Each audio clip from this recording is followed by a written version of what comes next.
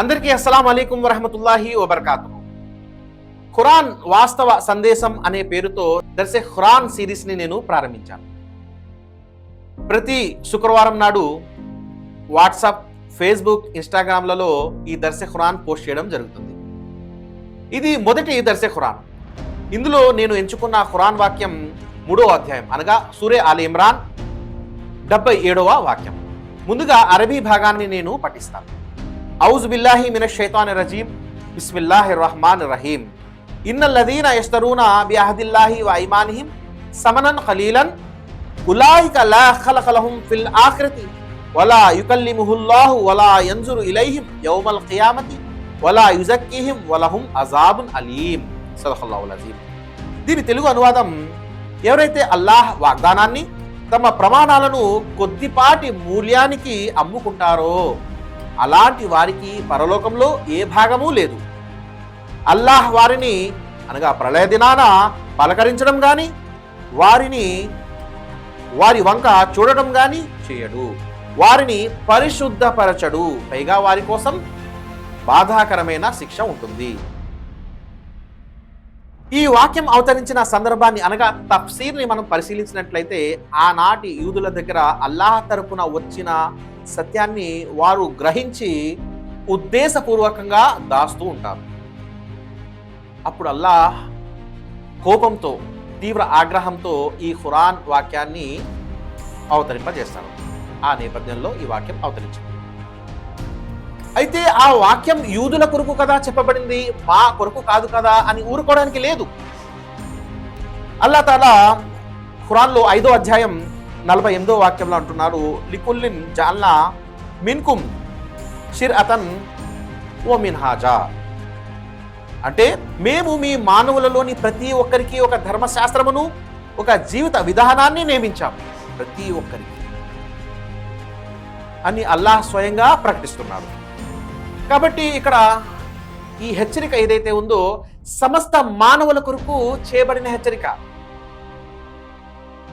ముస్లింలకైతే మరీ ప్రాథమికంగా ఈ హెచ్చరిక వర్తిస్తుంది. ఇక వాక్య వివరంలోకి వెళ్తే, దేవుడు అత్యంత కరుణామయుడు, అపార కృపాశీలుడు, అనుకోకుండా ఏమైనా తప్పు చేస్తే క్షమించేవాడు అని మనం ఖురాన్ ద్వారాగా తెలుసుకున్నాం. కానీ అల్లాహ్ తాలా ఈ ఖురాన్ వాక్యంలో ఎంతో తీవ్రంగా వలా యుకల్లిముహుల్లాహ్, వారిని నేను పలకరించను, వలా యంజురు ఇలైహిం, వారి వైపు చూడను, మరియు యౌమల్ ఖియామతి వలా యుజక్కీహిం, ప్రళయ దినాన వారిని పరిశుద్ధులుగా చేయను, అంటే వారి తప్పులను క్షమించను అంటున్నారు. మరియు వలహుం అజాబున్ అలీం, నేను వారిని నరకాగ్నిలో తీసుకెళ్లి పాడేస్తాను అని చెప్పేసి తీవ్రంగా హెచ్చరిస్తున్నారు. అసలు అల్లాహ్ అంత తీవ్రంగా వారిని హెచ్చరించడానికి వారు చేసిన తప్పు ఏమిటి అని పరిశీలించినట్లయితే ఈ ఖురాన్ వాక్య ప్రారంభంలో 2 విషయాలు చెప్పడం జరిగాయి. ఒకటి, వారు అల్లాహ్ వాగ్దానాన్ని తమ ప్రమాణాలను కొద్దిపాటి మూల్యానికి అమ్ముకుంటారు అంటున్నారు. ఈ భాగాన్ని కాస్త వివరంగా తెలుసుకోవడానికి మనం ప్రయత్నిద్దాం. సాధారణంగా మనుషులు తప్పులు చేస్తూ ఉంటారు. 2 రకాలుగా తప్పులు చేస్తూ ఉంటారు. ఒకటి, తెలిసి తప్పులు చేస్తుంటారు. 2, తెలియక. అంటే ఏమరపాటుతో పొరపాటుగా చేసే తప్పు ఒకటి, ఉద్దేశపూర్వకంగా చేసే తప్పు ఒకటి. ఇప్పటికే మీకు విషయం అర్థమై ఉంటుంది అల్లాహ్ ఎవరికి హెచ్చరిస్తున్నారు అని. ఎవరైతే అల్లాహ్తో స్ట్రాంగ్ కమిట్మెంట్ చేసుకుని కూడా తప్పులు చేస్తారో వారిని అల్లాహ్ హెచ్చరిస్తున్నారు. అల్లాహ్తో కమిట్మెంట్ చేసుకోవడం అంటే లా ఇలాహా ఇల్లల్లాహు ముహమ్మదుర్ రసూలుల్లా అని కల్మా చదవడమే అల్లాహ్తో కమిట్మెంట్ చేసుకోవడం అన్నమాట. అయితే సాధారణంగా మనిషి మీద 3 రకాల శక్తులు పనిచేస్తూ ఉంటాయి. ఒకటి, దేవుని ఆజ్ఞ, దేవుని శక్తి అన్నమాట. 2, మనసులోని కోరికల శక్తి, మనసులోని తుచ్చ కోరికల శక్తి పనిచేస్తూ ఉంటుంది. 3, కుటుంబం, సామాజిక ఆచారాల శక్తి పనిచేస్తూ ఉంటుంది. ఈ 3 రకాల శక్తులలో మనిషి దేనికి ప్రభావితం అవుతాడు, దేని ముందు లొంగిపోతాడు దేని ముందు లొంగిపోవాలి, దేని ముందు లొంగిపోకూడదు అంటే మనసులోని తుచ్చ కోరికల ముందు మరియు కుటుంబం, సామాజిక ఆచారాల ముందు లొంగిపోకూడదు. దేని ముందు లొంగిపోవాలి అంటే దేవుని ఆజ్ఞ ముందు మాత్రమే లొంగిపోవాలి. ఎవరైతే లా ఇలాహా ఇల్లల్లాహు ముహమ్మద్ రసూలుల్లాహ్ అని కలిమా చదివారో వారు యా అల్లాహ్, నా మనసులో వచ్చే తుచ్చ కోరికలకి, లౌకిక ప్రయోజనాలకి నేను లొంగిపోను, నీ ఆజ్ఞలకు మాత్రమే లొంగిపోతాను అని ప్రమాణం చేయడం అన్నమాట. ఇది ప్రమాణం.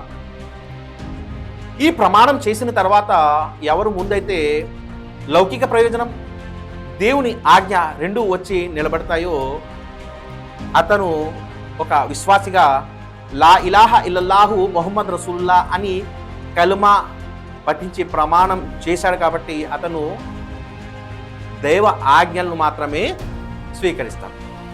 అలా కాకుండా ప్రాపంచిక ప్రయోజనాలకి మరియు మనసులోని తుచ్చ కోరికలకి లొంగిపోతాడు, అతను దైవ ధర్మ ధిక్కారి అవుతాడు. అలాంటి వారిని దేవుడు ప్రళయ దినం నాడు వారి ముఖాన్ని చూడను, వారిని పలకరించను, వారిని పరిశుద్ధులుగా చేయను, వారి తప్పులను క్షమించను, వారిని తీసుకెళ్లి నరకంలో తీసుకువెళ్ళి పాడేస్తాను అని హెచ్చరిస్తున్నాడు. ఎవరు వాళ్ళు? లా ఇలాహా ఇల్లల్లాహు ముహమ్మద్ రసూలుల్లాహ్ అని ప్రమాణం చేసిన తర్వాత, అల్లాహ్తో స్ట్రాంగ్ కమిట్మెంట్ చేసిన తర్వాత కూడా ధిక్కరించేవారు, దైవ ధర్మాన్ని ధిక్కరించే వారిని అల్లాహ్ తాలా ఈ విధంగా హెచ్చరిస్తున్నారు. ఇదండి 3వ అధ్యాయం 77వ వాక్యం యొక్క వివరణ. కాబట్టి అంతిమంగా నేను అల్లాహ్తో ప్రార్థించేది ఏమనగా, యా అల్లాహ్, ఏదైతే ప్రమాణం నీతో చేశామో లా ఇలాహా ఇల్లల్లాహు ముహమ్మద్ రసూలుల్లాహ్ అని ఆ ప్రమాణాన్ని తూచా తప్పకుండా పాటించే భాగ్యాన్ని మాకు ప్రసాదించు. ఆమీన్. వాఖిరు దావానా వల్హమ్దులిల్లాహి రబ్బిల్ ఆలమీన్. అస్సలాము అలైకుం వరహ్మతుల్లాహి వబర్కాతుహు.